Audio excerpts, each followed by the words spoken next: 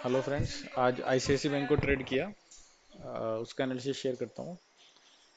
और ये वीडियो मैं आज 8वीं बार में बना पा रहा हूँ, क्योंकि जिनसे मैंने सीखा है, मेरे भाई, मेरे गुरु, शायद वो आज इस वीडियो को पहली बार मेरे किसी एनालिसिस वीडियो को देखेंगे, तो मुझे थोड़ी सी घबराहट होना स्वाभाविक है।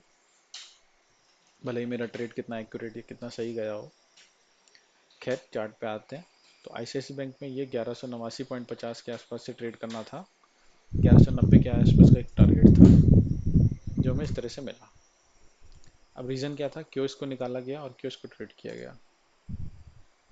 आईसीआईसी बैंक कल अगर हम देखेंगे तो आईसीआईसी बैंक एक लोअर लो करके क्लोज हुआ। लेकिन अगर हम निफ्टी 50 को देखें तो निफ्टी 50 कल एक हायर हाई करके क्लोज हुआ। प्लस जो इसका सेक्टर है, निफ्टी प्राइवेट बैंक भी एक हायर हाई स्ट्रक्चर में ही है। तो ये जब private bank sector higher high structure में है, निफ्टी 50 हायर हाई स्ट्रक्चर में है, तो पॉसिबिलिटी थी कि आईसीआईसी बैंक भी अपने आप को करेक्ट करने की कोशिश करेगा। प्लस आज की ओपनिंग ने इसमें ये चीज़ कंफर्म किया कि इसमें एक ब्रेकआउट ट्रेड मिलेगा। तो पहला तो हमें ये था कि हमें इसको ट्रेड करना है, क्योंकि ये लोअर लो में है और सेक्टर और इसका इंडेक्स जो है वो हायर हाई में है। दूसरा, हमें किस तरह का ट्रेड करना है वो आज की ओपनिंग ने हमें बता दिया। आज की ओपनिंग क्या हुई है, कल के हाई के ऊपर हुई है। तो ये एक breakout opening Nifty private bank पे मिली। निफ्टी 50 में अगर हम जाएं तो कल के हाई के ऊपर भी ये भी हाई के ऊपर खुल रहा है, तो ये भी हमें एक ब्रेकआउट ओपनिंग मिली। और जब हम आईसीआईसी बैंक में जाएंगे तो आईसीआईसी बैंक भी कल के हाई के ऊपर ही ओपन हुआ है। तो ये तीन चीज़ों ने ये बता दिया कि हमें इसको एक ब्रेकआउट ट्रेड हाई से करना है। कल अगर हम इसको देखें तो यहाँ पे एक लो लगाने के बाद, एक हाई लगाने के बाद, यहाँ एक लो लगा के मार्केट एक सपोर्ट टाइप फॉर्मेशन कंप्लीट करके अंदर क्लोज हुआ। यानी इस दिन से अगर इसको देखें, हाई जिस कैंडल ने लगाया था उसके नीचे वॉल्यूम आने के बावजूद भी प्राइस उसके अंदर ही क्लोजिंग दे रहा है। यानी इस एरिया में कहीं इसकी सपोर्ट पड़ी हुई है, जिससे मार्केट बार बार ऊपर पुश ले रहा है। तो ये एरिया हमारे पास ये दर्शाता है कि यहाँ सपोर्ट पड़ी है। तो इसमें एक करेक्शन 100% तो नहीं, पर हाँ 90% की एक करेक्शन इसमें मार्केट आईसीआईसी बैंक कल खुद में कर सकता है। तो इसको हम बाय कर सकते हैं। ये एक रीज़न था। एक जब इस तरह से इसको डाल के 5 मिनट पे भी देखा गया तो हमें 5 मिनट पे भी ये देखने में मिला कि ये वाला जो हमारा एक लेवल था, कल कौन सा, ये वाली हाई लगाने वाली कैंडल,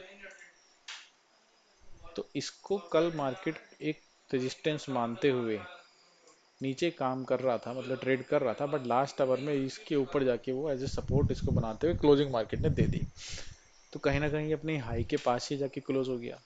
तो सिंपली बस इसमें एक हाई ब्रेक होते ही हमें एक ब्रेकआउट ट्रेड मिल सकता था। तो वही प्राइस ने किया। प्राइस ने ऊपर ओपनिंग दी, लो वॉल्यूम के साथ नीचे रिट्रेस हुआ, और फिर हाई वॉल्यूम बढ़ाते हुए इसने एक अपना स्ट्रक्चर को हायर हाई करना यहाँ से शुरू कर दिया। तो जैसे ही ये, पहले तो इसकी ओपनिंग ऊपर हुई तो ये ब्रेकआउट ट्रेड का पहला कंफर्मेशन हो गया। दूसरा, यहाँ पर आके जब इसने वॉल्यूम बढ़ा के हायर हाई किया तो यहाँ पे इसने सपोर्ट को भी जनरेट कर दिया। तो ऐसे केस में सिंपली हमें ये ट्रेड एग्जीक्यूट कर देना होता है कुछ इसी लेवल से, यानी ये वाली कैंडल के हाई के आसपास से। तो यहाँ से हमने इसको फिर 1180-90 के पास का एक टारगेट ले लिया।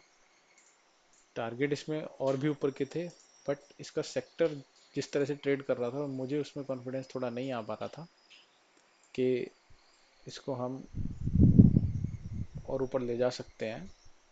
तो फिर इसका टारगेट मैंने कुछ इसी रेंज में रख लिया, यहाँ ये। और ये वाली कैंडल के बनने के बाद मेरा इसमें एग्जिट हो गया।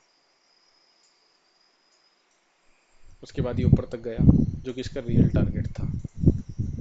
इसका रियल टारगेट क्या था, मार्केट की रेजिस्टेंस, जो कि हमारे पास एक ये पड़ी हुई थी, क्योंकि इस कैंडल ने एक हायर हाई किया था और उसके बाद इसने इसको हायर हाई करके नीचे क्लोजिंग दी।